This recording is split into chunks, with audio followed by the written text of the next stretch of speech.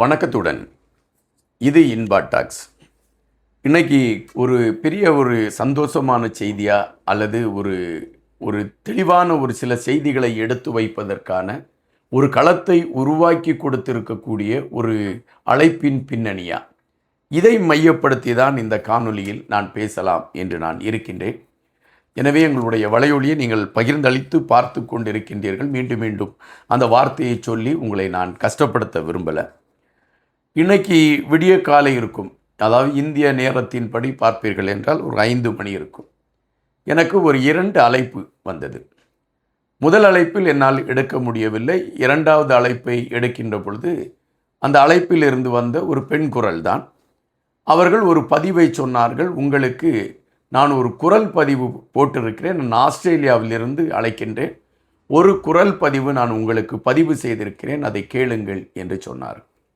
உடனடியாக நான் அந்த பகுதியில் போய் அந்த சகோதரி என்ன குரல் பதிவை அவர்கள் அனுப்பியிருக்கிறார்கள் என்று கேட்பதற்காக அதை நான் எடுத்து அதை கேட்டேன். அந்த குரல் பதிவில் பல விடயங்கள் பேசப்பட்டிருந்தன, பல செய்திகள் எடுத்து வைக்கப்பட்டிருந்தன. உடனடியாக அந்த குரல் பதிவு கேட்டவுடன் அந்த சகோதரிக்கு நான் அழைத்தேன். உங்களுடைய பெயர் என்ன, நீங்கள் எங்கிருக்கிறீர்கள் என்ற கருத்துக்களை கேட்டபொழுது அவர்கள் சொன்னார்கள், என்னுடைய பெயர் செல்வி என்றும், நான் தற்பொழுது ஆஸ்திரேலியாவில் இருக்கிறேன், எனக்கு 2 குழந்தைகள் இருக்கிறார்கள், நானும் என்னுடைய கணவரும் வேலை செய்து கொண்டிருக்கிறோம் என்று குறிப்பிட்டார்கள். அது ஒரு சாதாரண உரையாடல் என்று கூட எடுத்துக்கொள்ளலாம். அதன் பின்பு அவர்களிடம் சில சந்தேகங்களை நான் கேட்டேன். அந்த சந்தேகங்களுக்கு அவர்கள் கொடுத்த விளக்கங்கள் என்ன, இவைகளை மையப்படுத்தி தான் இந்த காணொளியில் நாம் பார்க்க இருக்கிறோம். நீங்களும் இதுபோன்று பல கருத்துகள் உங்கள் மனதிற்குள் இருந்தால் அவைகளை எனக்கு பகிர்ந்தளியுங்கள். கண்டிப்பாக அவைகளை நான் மக்கள் மன்றத்திலே கொண்டு சேர்ப்பேன். முதலில் நான் எடுத்து வைக்கக்கூடியது அந்த சகோதரி எனக்கு அனுப்பிய குரல் பதிவில் சொல்லி இருக்கக்கூடிய ஒரு விடயம். அவர்கள் சகோதரர் இன்பா அவர்களுக்கு வணக்கம். நாங்கள் உங்களுடைய பெப்பர் அண்ட் சால்ட் என்கின்ற இந்த வலையொலியை சுமார் 6 வருடங்களாக பார்த்து கொண்டிருக்கிறோம். எங்களுடைய தமிழர் தாயகத்தை மையப்படுத்தி தமிழகத்திலிருந்து ஒரு குரல் எழும்பி எங்களுக்காக ஒலித்து கொண்டிருக்கிறது என்பதில் மிகப்பெரிய பெருமை. நான் இப்பொழுது இந்த குரல் பதிவை உங்களுக்கு அனுப்புவதற்கான காரணம், நீங்கள் இப்பொழுது ஒரு கட்சியில் இணைந்து பணியாற்றி கொண்டிருக்கின்றீர்கள். அந்த கட்சியில் நீங்கள் செயல்பட்டு கொண்டிருக்கக்கூடிய விடயம் எங்களுக்கு பெரும் மகிழ்ச்சியாக இருக்கிறது. கண்டிப்பாக பாருங்கள், இந்த தேர்தலில் அவர்தான் வெற்றி பெறுவார், இது நான் சொல்லக்கூடிய ஒரு வார்த்தை என்று குறிப்பிட்டிருந்தார்கள். இது பரவலாக எல்லோரும் சொல்லக்கூடிய ஒரு வாழ்த்து என்று எடுத்துக்கொண்டு அதை நகர்ந்து விடலாம் என்கின்ற பொழுது அதற்கு அவர்கள் பல விளக்கங்களை கொடுத்திருந்தார்கள். அவர்கள் கொடுத்திருந்த விளக்கம் என்னவென்றால், எங்களுடைய தந்தையார், எங்களுடைய வீட்டில் இருக்கக்கூடிய அனைவருமே சிவாஜியுடைய மிக தீவிர ரசிகர்கள். எங்கள் அப்பா சிவாஜி படங்களை தவிர வேறு எந்த படத்திற்கும் எங்களை அழைத்து கொண்டு சென்றதில்லை. எங்கள் அப்பா நன்றாக பாடுவார். அப்படி பாடுகின்ற பொழுது அவர் சிவாஜி பாடல்களைத்தான் பெரும்பாலும் பாடுவார். எப்பொழுதாவது எம்ஜிஆர் திரைப்படங்களை பார்த்திருக்கிறோம், எம்ஜிஆர் பாடல்களை எங்கள் வீட்டில் நாங்கள் கேட்டிருக்கிறோம். ஒட்டுமொத்தமாக சிவாஜியின் நடிப்பின் மீது எங்களுக்கு மிகப்பெரிய ஈடுபாடு உண்டு. தமிழகத்தில் உங்களை உங்களுக்கு யாரை அதிகமாக பிடிக்கும் என்ற கேள்வியை நீங்கள் எங்களிடம் எடுத்து வைத்தால் நாங்கள் சிவாஜி என்று தான் குறிப்பிடுவோம். அவ்வளவு தூரம் அந்த சிவாஜியின் நடிப்பின் மீது எங்களுக்கு ஒரு ஈடுபாடு உண்டு. ஆனால் தலைவர் என்கின்ற அடிப்படையில் பார்க்கின்ற பொழுது எம்ஜிஆர் அவர்களை நாங்கள் மிக பெருமையாக பார்க்கிறோம். காரணம், எங்களுடைய இயக்கத்திற்கு எம்ஜிஆர் அவர்கள் செய்த அந்த உதவியும், எங்களுடைய மக்களுக்கு எம்ஜிஆர் அவர்கள் செய்த அந்த உதவியும் அதாவது தமிழர் தாயகத்தில் இருக்கக்கூடிய எந்த தமிழர்களும் அதை மறக்க முடியாது. இன்று வரை நாங்கள் அதற்காகவே எம்ஜிஆர் அவர்களுக்கு நன்றி சொல்ல கடமைப்பட்டிருக்கிறோம் என்று அறிவித்திருந்தார்கள். அதன் பின்பு திமுக எப்படி தமிழக வெற்றி கழகத்தின் தலைவர் விஜய் அவர்களை எவ்வளவு நெருக்கடிகள் கொடுத்து அழிப்பதற்கான ஒரு களத்தை எடுத்தது என்பதை 2 வருடங்களாக நாங்கள் வெளிநாடுகளில் இருந்தால் கூட அதை நாங்கள் உன்னிப்பாக பார்த்து கொண்டிருந்தோம். பார்த்து கொண்டிருக்கக்கூடிய சூழலில் எங்கள் மனதிற்குள் ஒரு பதபதைப்பு தான் வந்தது. கண்டிப்பாக இவர் வெற்றி பெற வேண்டும் என்கின்ற எண்ணம் எங்கள் மனதிற்குள் வந்தது. எனவேதான் இந்த குரல் பதிவை உங்களுக்கு அனுப்புகிறேன். கண்டிப்பாக நாங்கள் தமிழர்கள் எதிர்பார்த்திருக்கக்கூடிய பல விடயங்களை தன்னுடைய வார்த்தையால் சொல்லாமல் செயலால் கண்டிப்பாக விஜய் அவர்கள் செய்து காட்டுவார் என்ற நம்பிக்கை எங்களுக்கு இருக்கிறது.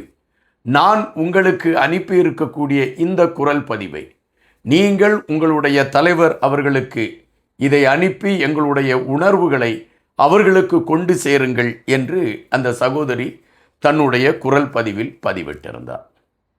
அது ஒரு அரசியல் சார்ந்த பதிவு என்று அதை பார்க்கலாமா, அல்லது ஒரு சகோதரருடைய மனதிற்குள் இருந்த ஒரு எதிர்பார்ப்பை அவர்கள் வெளியே கொண்டு வந்திருக்கிறார்களா என்று எனக்கு அதை எப்படி எடுத்து வைப்பது என்று தெரியவில்லை. ஆனாலும் அந்த சகோதரி 2 வருடங்களாக விஜய் அவர்களுடைய ஒவ்வொரு செயல்பாடுகளையும் உன்னிப்பாக கவனித்து கொண்டிருக்கின்றோம். திராவிட முன்னேற்றக் கழகம் அவருக்கு எவ்வளவு நெருக்கடிகளை செய்து கொண்டிருக்கிறது என்பதை நாங்கள் புரிந்திருக்கிறோம் என்பதை அவர்கள் புரிந்திருக்கக்கூடிய அதே களம்தான் இன்று தமிழகத்திலும் ஒரு புரிதலை உருவாக்கி இருக்கிறது என்பதுதான் நிஜம்.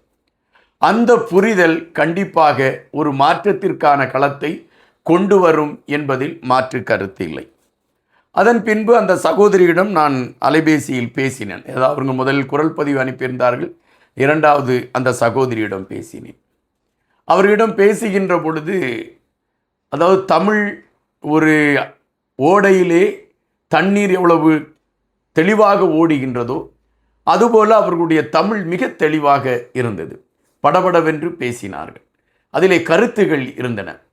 அப்பொழுது பல விடயங்களை குறித்து பேசினார்கள். இறுதியிலே நாங்கள் எங்கே இருந்தோம், எப்படி நாங்கள் ஆஸ்திரேலியாவுக்கு வந்தோம், இந்த செய்திகளை எல்லாம் சொல்லிவிட்டு வருத்தமாக ஒரு பதிவை எடுத்து வைத்தார்கள். அந்த பதிவு இங்கு உண்மைகளை பலர் மறைக்க முயற்சித்து கொண்டிருக்கிறார்கள். உண்மை கண்டிப்பாகவே உயிருடன் தான் இருக்கிறது என்பதுதான் நிஜம். ஆனால் இங்கு பலர் அதை மறைக்க முயற்சித்து அதற்கான களங்களை எடுத்து கொண்டிருக்கின்றார்கள்.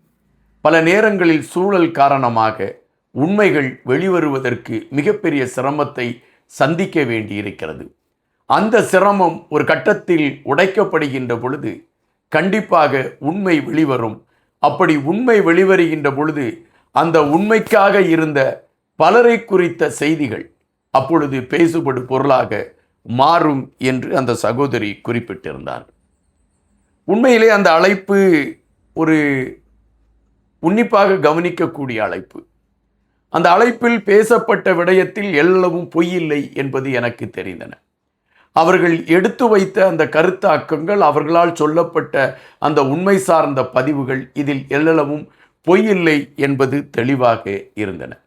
அப்படி என்றால் உண்மை மறைக்கப்பட்டு கொண்டிருக்கிறது என்பதை நாம் இங்கு அழுத்தமாக நம்புகிறோம். கண்டிப்பாக காலம் ஒரு நாள் அந்த உண்மையை கொண்டு வரும். அது ஒருபுறம் இருக்கக்கூடிய சூழலில் தமிழக அரசியல் களத்தை பொறுத்த மட்டில் மே 4ஆம் தேதி வாக்குகள் எண்ணக்கூடிய களங்கள் அரங்கேற இருக்கிறது. மே 5ஆம் தேதி தமிழகத்தில் ஒரு மாற்றத்திற்கான விசிலின் ஓசை கண்டிப்பாக ஒலித்திருக்கும் என்பதை நான் இங்கு பதிவு செய்ய விரும்புகின்றேன். அது அந்த சகோதரியும் அதைத்தான் எதிர்பார்க்கிறார்கள். கண்டிப்பாக அது நடைபெறும் என்பதுதான் காலம் எழுதி வைத்திருக்கக்கூடிய ஒரு கருத்து. நன்றியுடன் இன்பா.